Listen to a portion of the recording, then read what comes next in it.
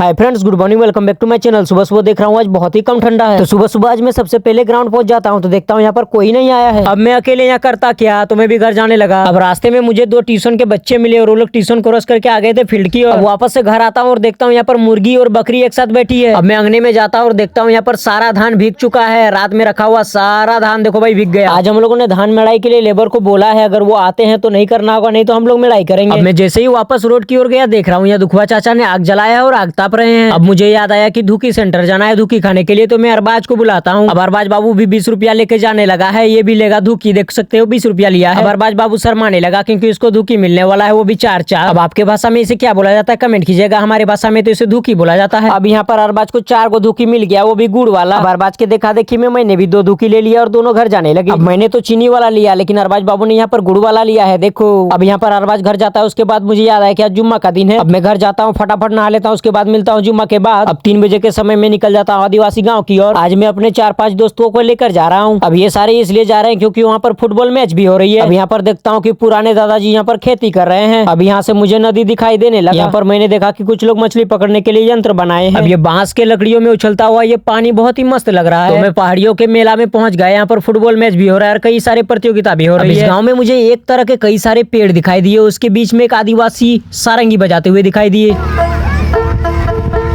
अब ये देखकर मुझसे रहा नहीं गया, तो मैंने भी इसको बजाने का प्रयास किया। बजाने वाला है।